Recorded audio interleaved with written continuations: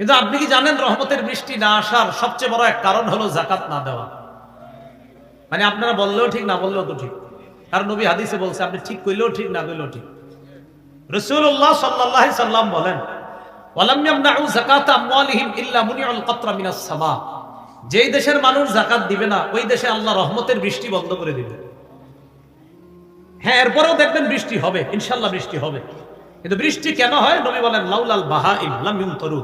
চতুষ্পদ জন্তুগুলা যদি দুনিয়াতে না থাকতো, বৃষ্টি আসলে হাঁস খুশি হয়, জলহস্তি খুশি হয়, এই প্রাণীগুলা না থাকলে আল্লাহ বৃষ্টি দিতেন না। তো বৃষ্টি যদি আসে, মনে করেন না আমগো উপর খুশি হয়ে আল্লাহ দিচ্ছে। নবী কয়, চতুষ্পদ জন্তুকে খুশি করার জন্য আল্লাহ বৃষ্টি দেয়, ওই বৃষ্টি তোমরাও পাও। মনে রাখবা, তোমাদের অপরাধের কারণে আল্লাহ রহমতের বৃষ্টি বন্ধ করে রাখে, ওইটা দেয় না। প্রাণীদেরকে আনন্দ দেওয়ার জন্য বৃষ্টি আল্লাহ দেয়, সেটা তোমরাও পাও। আমাদের দেশে যাকাত অনাদায়কারীর সংখ্যা কম না বেশি? প্রচুর মানুষ যাকাত দেয় না। দিলেও 1 লক্ষ যাকাত, 20,000 টাকার শাড়ি লুঙ্গি কিনে পরের দিন গরিবদেরকে বাসার সামনে সিরিয়ালে দাঁড় করায়া ফেসবুকে ছবি উঠায়া ফেসবুকে স্ট্যাটাস দেয়, আলহামদুলিল্লাহ, মানুষকে সেবা করতে পেরে আমি অনেক খুশি। 20,000 টাকার লুঙ্গি শাড়ি দিলেন, বাকি রইল কত যাকাত? 80,000 টাকা। কিয়ামতের ময়দানে 20 ধর সাপ হয়ে আপনার মুখের সামনে এসে বলবে, আনা কানজুকা আনা মালুকা। সহিহ বুখারীর বর্ণনা, আমি তোমার সঞ্চিত সম্পদ, আমি তোমার সঞ্চিত সম্পদ, আমি তোমাকে খাবো, আমি সেই সম্পদ যেটা তুমি যাকাত দাও নাই। সহিহ মুসলিমের বর্ণনা, কিয়ামতের ময়দানে এক ব্যক্তির সম্পদ পাক বানানো হবে, লড্ডির মতো, স্ত্রীর মতো বানিয়ে এটা দিয়ে তার কপাল, পার্শ্ব, পিঠে সেক দেওয়া হবে। কতদিন? নবী কয় একদিন। কয়দিন? তো একদিন তো বেশি না। সাথে সাথে বলে, কানা মিকদারুহু 50 আলফা সানা। একদিনের পরিমাণ হবে মাত্র 50,000 বছরের সমান। এটা কে কয়? যে যাকাত আদায় না করে। বলেন এটা কে? যে জি, যে যাকাত আদায় না করে জাহান্নামে যাওয়ার আগেই 50,000 বছর। সহিহ মুসলিমের বর্ণনা। এই জন্য মুসলমান শাসক যারা, মুসলমান রাষ্ট্রে তাদের প্রধান কাজ 4টা। বলেন প্রধান কাজ কয়টা? সূরা হজের 41 নম্বর আয়াতে আল্লাহ বলেছেন, আল্লাযীনা ইম্মাক্কান্নাহুম ফিল আরদ। আমি যাদেরকে মুসলিম দেশের শাসন ক্ষমতায় বসাই, আমি যাদেরকে শাসক বানাই, তাদের প্রধান কাজ হবে 4টা। কয়টা হবে বলেন তো? আকামুস সালাহ, 1, তারা রাষ্ট্রীয়ভাবে নামাজ কায়েম করবে। 2, ও আতাউজ যাকাত, যাকাত আদায় করবে। রাষ্ট্রীয়ভাবে যারা যাকাত আদায় করে না, তাদের থেকে যাকাত আদায়ের ব্যবস্থা করতে হবে। 3, ও আমারু বিল মারুফ, নেক কাজের আদেশ করবে। 4, ওয়া নাহাউ আনিল মুনকার, অসৎ কাজ থেকে নিষেধ করবে। এটা ইসলামী রাষ্ট্রের মৌলিক কাজ। ইসলামী রাষ্ট্র ব্যবস্থা যে প্রধান হবে, তার এই 4টা কাজ হবে।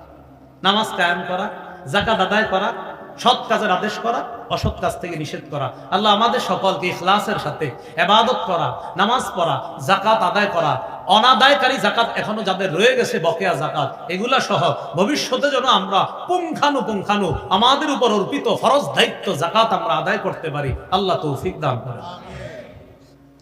এটা করলে আল্লাহ বলেন, ওয়াযালিকা দীনুল কাইয়্যিমা, এটাই সঠিক ধর্ম। বলেন তো সবাই, এটা কি? এই জায়গায় একটু উজ্জ্ব আছে। মূলত হবে ওয়াযালিকা দীনুল মিল্লাতিল কাইয়্যিমা, এটা হলো সঠিক মিল্লাতের, সঠিক উম্মতের ধর্ম। এটাই হলো সঠিক উম্মতের ধর্ম। কাইয়্যিমা এটা সিফাত, এটার মাউসুফ হলো আল মিল্লাহ। দীনু এটা মুযাফ, আল মিল্লাহ মাউসুফ, আল কাইয়্যিমা সিফাত। মাউসুফ সিফাত মিলে দীনুর মুযাফ ইলাই। আল্লাহ বলেন ওয়াযালিকা দীনুল কাইয়্যিমা, মুযাফ ইলাই মিলে হবে খবর। ওয়াযালিকা মুবতাদা, এই মুবতাদা খবর মিলে পুল বাক্য হবে। ওয়াযালিকা দীনুল কাইয়্যিমা, দীনুল মিল্লাতিল কাইয়্যিমা, এটা হলো সঠিক উম্মতের ধর্ম। তাহলে নামাজ পড়া, যাকাত আদায় করা, সঠিকভাবে ইবাদত করা, এটাই হলো সঠিক ধর্ম। কিন্তু একটু চিন্তা করেন তো, চোখটা বন্ধ করে ফজর থেকে এশা পর্যন্ত কয়জন সঠিকভাবে ধর্মটা পালন করেছে? আল্লাহ আমাদেরকে বোঝার তৌফিক দান করেন। এই হলো সূরা বাইয়িনার 5 নম্বর আয়াত পর্যন্ত আল্লাহ বললেন, কিছু মানুষ আছে প্রমাণ আসার আগে কয় মানবো, আসার পরেও মানে না।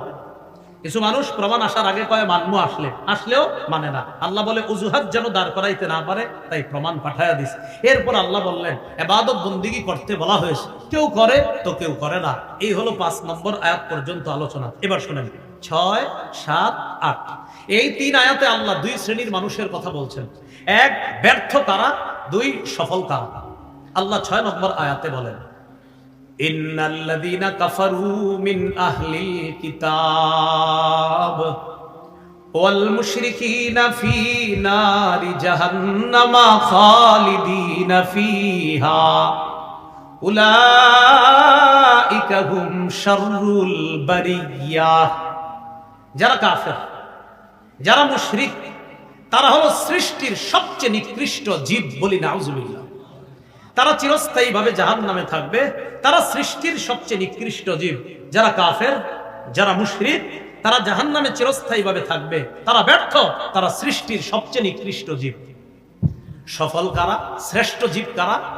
এবার আল্লাহ বলেন, ইন্নাল্লাযীনা আমানু ওয়া আমিলুস সালিহাত উলাইকা হুম খায়রুল বারিয়াহ।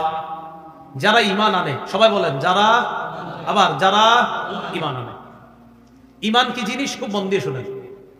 আল ঈমান তাসদীকুন নবী সাল্লাল্লাহু আলাইহি ওয়াসাল্লাম ফি শাইইন মা জাআ বিহি। আমাদের নবী জানিয়ে আসছে, সব মনে প্রাণে সত্যায়ন করার নাম ঈমান।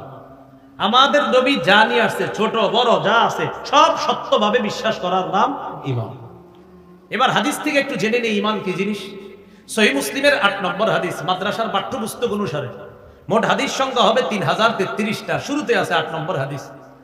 এই হাদিসের বর্ণনাকারী ওমর ইবনুল খাত্তাব রাদিয়াল্লাহু তাআলা, তিনি বলেন, জাআ রাজুলুন ইলান নবী সাল্লাল্লাহু আলাইহি ওয়াসাল্লাম। এক ব্যক্তি আল্লাহর নবীর কাছে আসছে, আসার পর 4টি প্রশ্ন করছে। কয়টি? আবার কয়টি প্রশ্ন? এক ব্যক্তি নবীর কাছে আসছে, কয়টি প্রশ্ন করছে? 4টি। নবীর কাছে আয়েশা নবীরে বলতেছে, ইয়া মুহাম্মাদু আখবিরনি আনিল ইসলাম। ও মুহাম্মদ সাল্লাল্লাহু আলাইহি সাল্লাম, ইসলাম সম্পর্কে আমারে কিছু বলেন, আমারে জানান।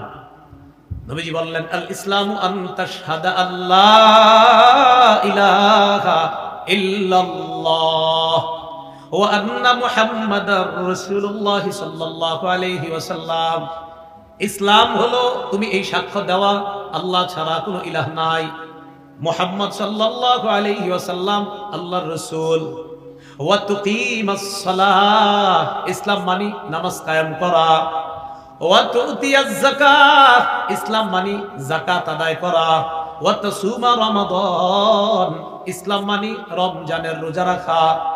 ওয়া তাহুজ্জাল বাইতা ইন ইসতাতাতা ইলাইহি সাবিলা, ইসলাম মানি কাবা পর্যন্ত তোমার যাওয়ার যদি সামর্থ্য থাকে, সেখান থেকে আবার বাংলাদেশে আসা পর্যন্ত যদি সামর্থ্য থাকে, তাহলে তুমি হজ করা।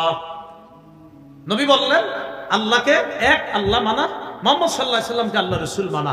2 নাম্বার নামাজ পড়া, 3 নাম্বার যাকাত দেওয়া, 4 নাম্বার রোজা রাখা, 5 নাম্বার হজ করা। এটা হলো ইসলাম। তাহলে কয় নাম্বার প্রশ্ন গেল? 1। জবাব দিলেন নবী কয়টা? ইসলাম মানি 5টা। এই কাজগুলা জবাব দিলেন। প্রশ্ন নাম্বার 2, ওই ব্যক্তি বলতেছে, ফাআখবিরনি আনিল ঈমান, ঈমান সম্পর্কে বলেন। এটা হলো আমাদের আলোচ্য বিষয়। ওই যে ইন্নাল্লাযীনা আমানু, নবী ঈমান সম্পর্কে আমারে বলেন। এবার নবী বললেন, আনতুমিনা বিল্লাহ, আল্লাহকে বিশ্বাস করা। ওয়া মালাইকাতিহি, ফেরেশতাদেরকে বিশ্বাস করা। ওয়া কুতুবিহি, আসমানি সব কিতাব বিশ্বাস করা। ওয়া রুসুলিহি, সব নবী রাসূলদেরকে বিশ্বাস করা। সব নবী রাসূলদেরকে বিশ্বাস করা। এরপর ওয়াল বাসি বাদাল মাউত, মরার পর পুনরুত্থান হবে, এটাকে বিশ্বাস করা। ওয়াল জান্নাহ, জান্নাত বিশ্বাস করা। ওয়ান নার, জাহান্নাম বিশ্বাস করা। ওয়াল হিসাব ওয়াল মিজান, হিসাব হবে, এটা বিশ্বাস করা। তোমার আমলগুলো ওজন করা হবে, মিজান আছে, পাল্লা আছে, এই পাল্লা বিশ্বাস করা। আর ওই পাল্লা আবার রূপক অর্থে না, অনেকে আবার ব্যাখ্যা করে রূপক, না না না না, নাউজুবিল্লাহ।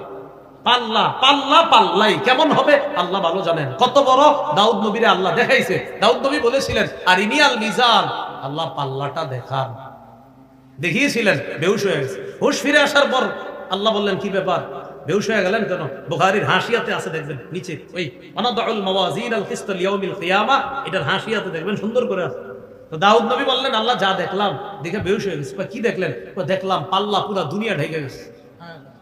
তো বেহুশ হয়েছেন কেন? এত বড় পাল্লা কি কেউ ভরতে পারবে আমল দিয়ে? নবীরাও তো পারবে না, উম্মত পরের কথা। নবীরাও এত আমল করে নাই যে পুরা দুনিয়া পরিমাণ পাল্লা ভরবে। আল্লাহ বললেন টেনশনের কিছু নাই, ইখলাস ওয়ালা একটা খেজুর যদি কেউ সদকা করে এটাই ওই পাল্লা ওজন হয়ে যাবে। এই জায়গায় কোনো রূপকর্তর অর্থ মাথায় এনে না, পাল্লা পাল্লাই, সত্যি পাল্লা আল্লাহ কায়েম করে। মিজান, এটা বিশ্বাস করা, এটা কি করা বলেন? বিশ্বাস। এরপর কি? ওয়াল কদরি কুল্লিহি খাইরিহি ওয়া শাররিহি মিনাল্লাহি তাআলা, ভালো মন্দ সব আল্লাহর পক্ষ থেকে, এটা বিশ্বাস করার নাম হলো ঈমান। আল্লাহ বলছেন সফল কারা? ইন্নাল্লাযীনা আমানু, যারা ঈমান আনে। সফল কারা? যারা ঈমান আনে। হাদিসটা শেষ করে নি।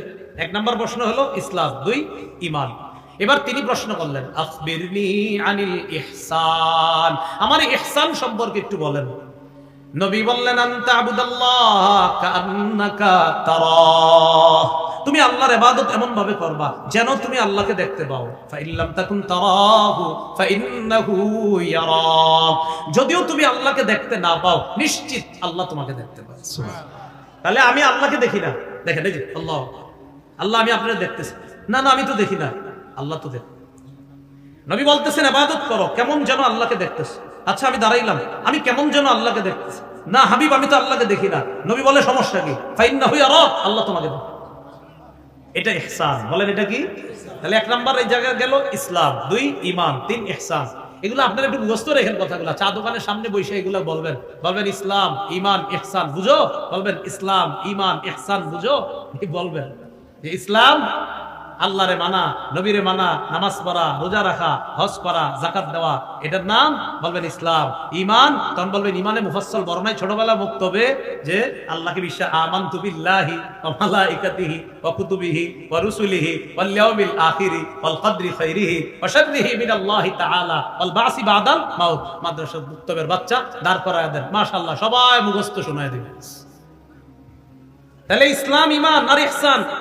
চা স্টলের সামনে কাকারে বলবেন কাকা ইহসান কি বলেন তো? বলবে ইহসান আবার কি? বলবেন এমন ভাবে ইবাদত করবেন যেন আল্লাহরে দেখতে পান, আল্লাহরে যদিও না দেখতে পান আল্লাহ আপনারে দেখে, এটা হলো ইহসান। আমরা এগুলা না বইলা খালি গীবত, দোকানের সামনে বসে শুধু গীবত। আলোচনা হবে তো এরকম ইসলাম, ঈমান, ইহসান। 4 নাম্বার প্রশ্ন করছে আখবিরনি আনিস সাআহ, আমার একটু কিয়ামতের ব্যাপারে বলেন। নবী বললেন মাল মাসউলু আনহা বিআলামা মিনাস সাইল, কিয়ামতের বিষয়ে জিজ্ঞাসিত ব্যক্তি মানে আমি নবী মুহাম্মদ, এই জিজ্ঞাসিত ব্যক্তি জিজ্ঞাসাকারীর চাইতে বেশি জানে না। অর্থাৎ তুমি যেমন জানো না আমিও জানি না, কিয়ামতের বিষয়টা জানে একমাত্র একজন। আওয়াজ দিয়ে দিল থেকে বলেন কে? তো এই লম্বা আলোচনার পর তিনি চলে গেছেন। নবীজি বলে সাহাবীদেরকে, জানো কে আসছে আমার সামনে? হুজুর কে? আমরা দেখলাম একটা সুন্দর মানুষ সাদা পোশাক পরে কম বয়সী যুবকের মতো আপনার সামনে আসছে, এটাই তো দেখলাম। আপনার সামনে আইসা ছাত্রদের মতো বসছে। নবীজি বলে হ্যাঁ, আমার সামনে আইসা অনেক কিছু শিখাইছে। যুবক বয়সে আসার কারণ হলো তোমরা যেন যুবক বয়সে ইলম শিখো। হাদিসের ব্যাখ্যা, যুবক বয়সে ইলম শিখতে হবে। 2, আমার সামনে এইভাবে বসার কারণ হলো ছাত্র ওস্তাদের সামনে আদবের সাথে বসতে হবে, এটা হাদিসের দ্বিতীয় ব্যাখ্যা। 3, কে আসছে জানো? এটা হলো জিবরিল। ছাত্র সাইজা প্রশ্ন কইরা আমার থেকে উত্তরগুলা এইভাবে যাই না, তোমাদেরকে শিখাইয়া দিছে। তোমাদেরকে এই প্রশ্ন উত্তর করে এই বিদ্যাগুলা জানানোর জন্য জিবরিল কম বয়সী ছাত্রের ভেষ ধরে আমার সামনে আসছে। যাই হোক, আমাদের মূল বিষয় ঈমান। বলেন সবাই কি? ইন্নাল্লাযীনা আমানু, এরপর ওয়া আমিলুস সালিহাত, নেক কাজ করে। যে ব্যক্তি ঈমান আনে এবং নেক কাজ করে। আমরা আজকে থেকে নেক কাজগুলা করে, বলেন সবাই, নেক কাজ নষ্ট করে দিব না। আমাদের নেক কাজগুলো ওই মহিলার মতো নষ্ট করে দিব না যেই মহিলা শক্তভাবে সুতা পাকানোর পর সুতা আবার টুকরা টুকরা করে ফেলে। ওই মহিলার মতো আমরা আমাদের ইবাদতগুলা নষ্ট করব না। একজন মহিলা কষ্ট করে সুতা পাকাইছে, পাকানোর পর সুতা আবার টুকরা টুকরা করছে, তো কষ্ট করে পাকাইলেন কেন? আর আপনারা ভাইবেন এটা কোনো গল্প, এটা কোরআনে বলছে আল্লাহ, সূরা নাহলের 92 নম্বর আয়াত, ওয়ালা তাকুনু কাল্লাতী নাকাদাত গাজলাহা মিন বাদি কুওয়াতিন আনকাসা, তোমরা ওই নারীর মতো হয়ো না যেই নারী শক্তভাবে সুতা পাকানোর পর ওই সুতা আবার টুকরা টুকরা করে ফেলে, ওই নারীর মতো তোমরা হয়ো না। মানে ইবাদত কষ্ট করে করার পর ইবাদতগুলা নষ্ট করে দিও না। সূরা মুহাম্মদের 33 নম্বর আয়াত, 26 পারা 9 নম্বর পৃষ্ঠা, হাফিজে কোরআন মাজিদ অনুযায়ী আল্লাহ বলেন ইয়া আইয়ুহাল্লাযীনা আমানু, হে ঈমানদারগণ, আতিউল্লাহ, আল্লাহর আনুগত্য করো, ওয়া আতিউর রাসূল, রাসূলের আনুগত্য করো, ওয়ালা তুবতিলু আমালাকুম, আমলসমূহ নষ্ট করে দিও না, আমলগুলো নষ্ট করে দিও না। তাহলে সফল কারা? ইন্নাল্লাযীনা আমানু, যারা ঈমান আনে, ওয়া আমিলুস সলিহাত, যারা নেক কাজ করে। তারা কারা? আল্লাহ বলেন উলাইকা হুম খায়রুল বারিয়াহ, তারা হলো সৃষ্টির সবচেয়ে শ্রেষ্ঠ জীব। আমি তাদেরকে কি দিব? জাযাউহুম ইনদা রাব্বিহিম জান্নাতু আদনিন তাজরি মিন তাহতিহাল আনহার, তাদের পুরস্কার তাদের রবের কাছে চিরস্থায়ী বসবাসের ঠিকানা জান্নাত, যার তলদেশ দিয়ে নহরসমূহ প্রবাহিত হয়। খালিদিনা ফিহা আবাদা, সেটায় যারা চিরস্থায়ী ভাবে থাকবে। আচ্ছা, জান্নাতে গেলে কি থাকবে বলেন তো? চিরস্থায়ী। একটু সূরা কাহাফ আপনার 108 নম্বর আয়াত, ইন্নাল্লাযীনা আমানু ওয়া আমিলুস সলিহাত কানাত লাহুম জান্নাতুল ফিরদাউসি নুজুলা। হাফিজি কোরআন মাজিদ 16 3 নম্বর পৃষ্ঠা, একদম দেখবেন শেষের দিকে। যে ঈমান আনে, নেক কাজ করে, তার জন্য রয়েছে মেহমানখানা স্বরূপ জান্নাতুল ফিরদাউস। একটু বুঝি আমরা সবাই মিলেমিশে, চলেন কোরআন বুঝি। মেহমানখানা কি চিরস্থায়ী হয়? আমরা দুনিয়াতে কোনো মেহমানখানায় কি একদম সারা জীবনের জন্য যাই? 2-3 দিন বেড়াবো, নানার বাড়িতে 2-3 দিন বেড়াবো, আবার চলে আসবো। তাহলে দুনিয়ার মেহমানখানা সাময়িক, দুনিয়ার মেহমানখানা ক্ষণস্থায়ী। কিছুদিন যাই, 5-6 দিন থাকলেও নানার বাড়ির, সবচেয়ে সাধারণত মানুষ বেড়ায় নানার বাড়িতে একটু বেশি বেড়ায়, মানে আত্মীয় স্বজনের মধ্যে নানার বাড়ি আপন বাড়ির মতোই। আর বিশেষ করে নানা নানু তারা যদি বেঁচে থাকে, তাহলে মজানো বেড়ানোটা খুব মজা। এখন নানার বাড়িতে গেলে সর্বোচ্চ 7-8 দিন থাকার পর কি বলে? আম্মারে, আব্বারে, আব্বা আর না, চলেন বাড়িতে চলে যান। এর মানে মেহমান খানা দুনিয়াতে বেশি দিন না। কিন্তু আল্লাহ বলেন জান্নাতীদেরকে আমি যে মেহমান খানাটা দিব, খালিদিনা ফিহা, এটা ক্ষণস্থায়ী না, সেটা চিরস্থায়ী মেহমান। আমি আল্লাহর মেহমানদারি চিরস্থায়ী ভাবে চলতেই থাকি। এবার আসেন লা ইয়াবগুনা আনহা হিওয়ালা, কয় দুনিয়ার মেহমানরা 2-3 দিন থাকার পর কয় এ চলে যায়। আল্লাহ কয় লা ইয়াবগুনা আনহা হিওয়ালা, আমার জান্নাতি মেহমানরা জান্নাত থেকে অন্য কোথাও কখনো স্থানান্তরিত হতে চাইবেই না, তারা সব সময় সেখানে থাকবে। এটা আল্লাহ বললেন জাযাউহুম ইনদা রাব্বিহিম জান্নাতু আদনিন, চিরস্থায়ী বসবাসের জান্নাত হলো তাদের পুরস্কার তাদের রবের কাছে। তাজরি মিন তাহতিহাল আনহার খালিদিনা ফিহা আবাদা, সেখানে তারা চিরস্থায়ী ভাবে থাকবে। রাদিয়াল্লাহু আনহুম, আল্লাহ তাদের প্রতি সন্তুষ্ট। ওয়া রাদু আন, তারাও আল্লাহর প্রতি সন্তুষ্ট। আমরা সবাই যেন জান্নাতে গিয়ে আল্লাহর সন্তুষ্টি প্রাপ্ত বান্দা হতে পারি, আর আমরাও যেন আল্লাহর প্রতি সন্তুষ্ট হই, এমন বান্দা যেন হতে পারি। আল্লাহ তৌফিক দান করেন। আল্লাহ শেষে বলেন যালিকা লিমান খাশিয়া রাব্বা, এটা তার জন্য যে তার রবকে ভয় করে, যে তার রবকে ভয় করে। একটু মন দিয়ে শোনেন, দেখি আপনাদের পরীক্ষা নেই। একদল মানুষ কয় প্রমাণ আসলে মানব। ওই মানুষদের মধ্যে কিছু মানুষ এমন আসেনি যারা প্রমাণ আসার পরেও মানে না, আছে। তো আল্লাহ তাদের ব্যাপারে বলে দিয়েছে। কেন বলেন তো? এই কেনটা মনে রাখবেন, যেন আল্লাহর ব্যাপারে কোনো অজুহাত দাঁড় করাইতে না পারে। এই ব্যাপারে আল্লাহ আলোচনা করেছেন সূরা লাম ইয়াকুনিল্লাযীনা কাফারু, এই কিতাবের মধ্যে, মানে অর্থাৎ এই সূরার মধ্যে। এরপরে আসেন বাইয়িনা বা প্রমাণ। মক্কার ইহুদি কাফেরদের কাছে বাইয়িনা বা প্রমাণটা যে আসছে, প্রমাণটার নাম কি? আলেমরা বলবো না, অন্যরা বলেন। কি জানি প্রমাণটার নাম? হ্যাঁ মাশাআল্লাহ, কে বলছে? মুহাম্মদ সাল্লাল্লাহু আলাইহি ওয়াসাল্লাম। আমি বলছি 3-4 বার বলছিলাম যে তাদের কাছে যে প্রমাণটা এসেছে আল্লাহ পাঠাইছে, এটা হলো মুহাম্মদ সাল্লাল্লাহু আলাইহি ওয়াসাল্লাম। এটা হলো প্রমাণ। তাহলে প্রথম কথা, একদল কয় প্রমাণ আসলে মানবে, তো আমাদের জানতে হবে প্রমাণটা কি? মুহাম্মদ সাল্লাল্লাহু আলাইহি সাল্লাম। মুহাম্মদ সাল্লাল্লাহু আলাইহি সাল্লাম প্রমাণ হিসেবে আসলেন। আসার পর সুহুফা পড়ে পড়ে শোনাইছে। শোনানোর পরেও একদল কুফরির মধ্যে অটল ছিল। তো তারা যে অটল থাকবে আল্লাহ জানতেন। এরপরে আল্লাহ প্রমাণ কেন পাঠাইছে? আল্লাহ এই জন্য পাঠাইছে যেন আল্লাহর ব্যাপারে কোনো অজুহাত দাঁড় করাইতে না পারে, যেটা আমরা অন্য সূরা থেকে জেনেছিলাম।